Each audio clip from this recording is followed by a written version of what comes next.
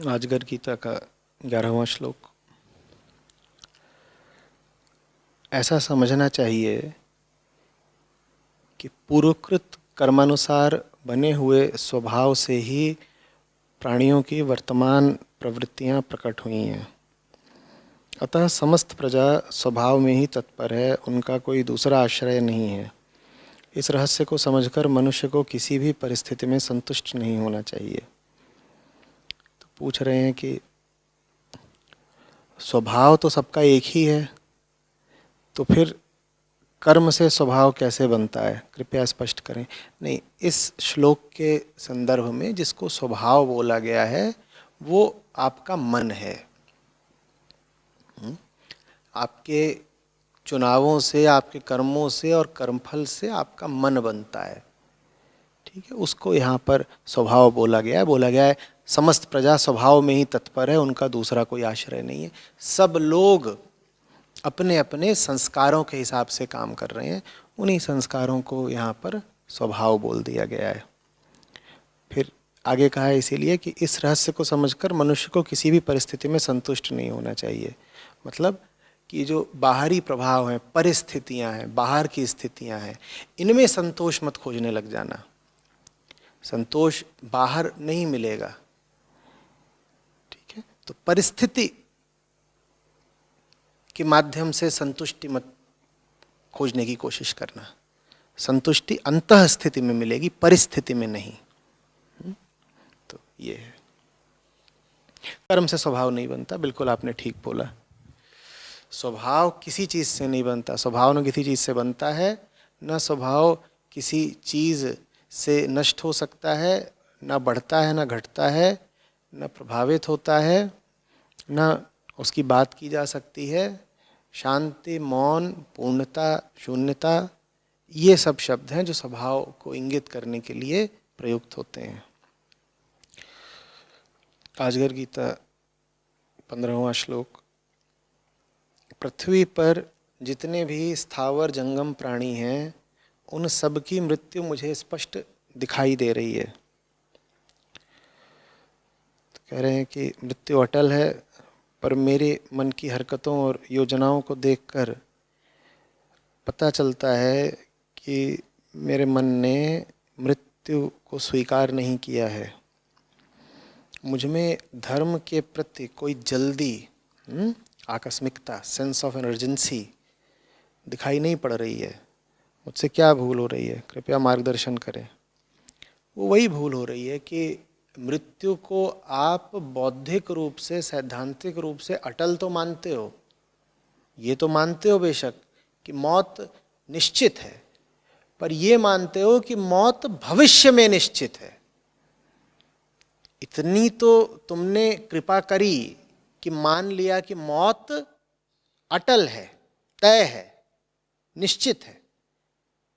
लेकिन तुमने एक जबरदस्त चालाकी खेल दी। तुमने कहा निश्चित तो है मौत, पर 40 साल बाद आएगी। मौत निश्चित तो है, पर 40 साल बाद निश्चित है।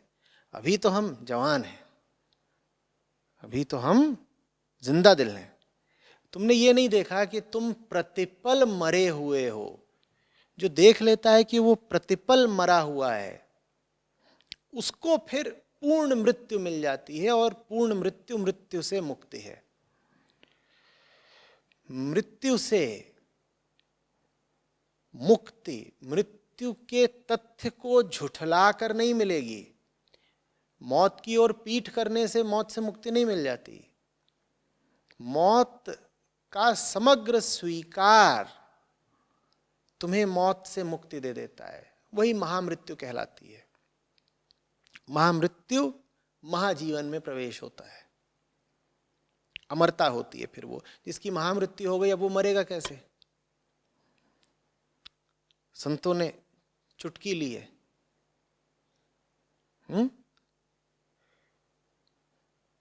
कहते थे मरण मरण सब करे, मरण न जाने कोय। मरना था सो मर गया, अब मरेगा कोय।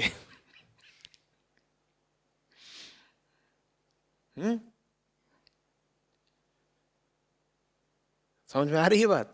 कि दुनिया सब रोती रोती है कि अरे अरे मरे मरे मरे मरे, हम कैसे मरेंगे, हम तो मर चुके, अब कौन मरेगा। तो इसीलिए हमें मौत का कोई खौफ नहीं, क्योंकि हम मर चुके हैं, हम मर चुके हैं।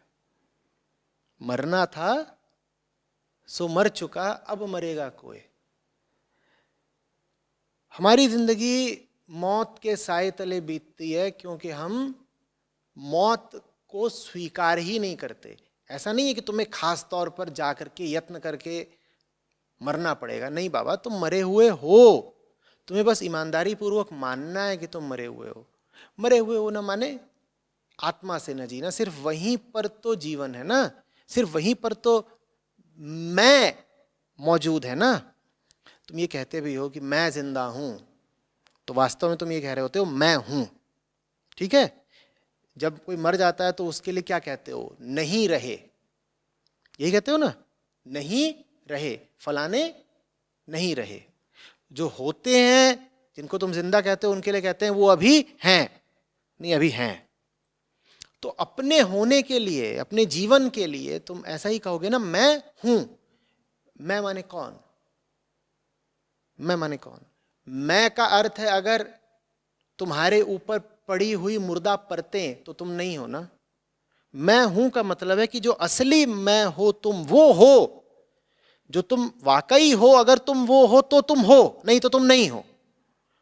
तो जो नकली जीवन जी रहे हैं उनको ही कहते हैं मुर्दा, क्योंकि वो अपने केंद्र से नहीं जी रहे हैं, वो अपनी असलियत से नहीं जी रहे हैं, वो अपने हृदय से नहीं जी रहे हैं, वो अपने ऊपर पड़ी हुई मुर्दा परतों से जी रहे हैं, और उस जीने को जीना नहीं कहा जा सकता, तो वो मुर्दा है।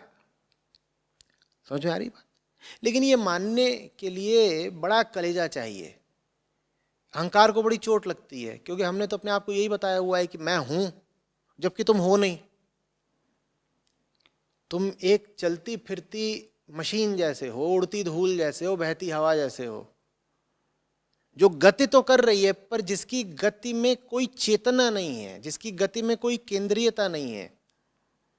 धूल उड़ रही है, उड़ तो रही ही है ना, पर क्या चैतन्य है धूल। वैसे ही हम हैं, समय की धूल जैसे, चल रहे हैं, फिर रहे हैं, ये कर रहे हैं, वो कर रहे हैं। धूल भी आकार बदलती है, धूल भी कभी इस चीज पर बैठती है, कभी उस चीज पर बैठती है। मान लो धूल का एक बहुत ही बारीक कण है, वो जाकर के सोने के एक गहने पर बैठ जाए, तो उसको ऐसे गहने को कोई उठा के देगा और कहेगा देखिए ये क्या है, ये सोना है।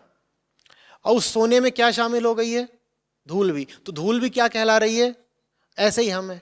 हम भी ऐसे ही उड़ते उड़ते कहीं भी जाकर बैठ जाते हैं, और फिर हमारे नाम बदलने लग जाते हैं, हम कुछ भी हो जाते हैं। उससे हमें भ्रम हो जाता है कि हम भी कुछ हैं, हम सोना है। वो धूल कभी जाके पानी में मिल जाती है, कभी हवा में हो जाती है, कभी कुछ, कभी, लेकिन है तो वो धूल ही। वो जिस पदार्थ से मिल रही है उसका नाम ले लेती है, उसकी पहचान ले लेती है, उसका अपना क्या होना, उसका कोई होना नहीं, उसकी कोई हस्ती नहीं। ऐसे ही हम हैं, हमारी कोई केंद्रीय हस्ती नहीं है। रुख हवाओं का जिधर है उधर के हम हैं।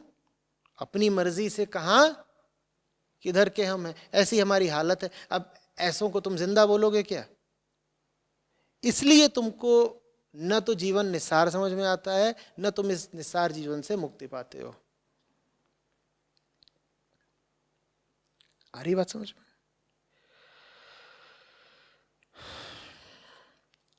कह रहे धर्म के प्रति कोई जल्दी नहीं पता चल रही है। धर्म के प्रति जल्दी इसीलिए नहीं पता चल रही है ना बेटा, क्योंकि तुमने अपने आप को भी 40 साल दे रखे हैं। तुम कह रहे हो 40 साल के बाद मौत आएगी, जल्दी क्या है। जिसके पास 40 साल हो जल्दी क्यों दिखाएगा, इसीलिए तुम जल्दी दिखा नहीं रहे। तुम्हें पता हो कि तुम्हारी मौत तुम्हारे सामने ही खड़ी हुई है, तुम्हारा गले ही पकड़े हुए है, चढ़ी हुई है तुम पर, राज कर रही है तुम पर। तो तुम में फिर कुछ अर्जेंसी, कुछ आकस्मिकता, कुछ इमरजेंसी का भाव उठे, तब तुम फड़फड़ाओ, तब तुम्हारे प्राण कांपे, तब तुम हाथ पांव फेंको, किसी तरह से जान छुटाने की कोशिश करो, मौत को हटाने की कोशिश करो। अभी तो तुमको लग रहा है मौत बहुत दूर है। मौत दूर नहीं है, मौत ही हमारा जीवन बनी हुई है।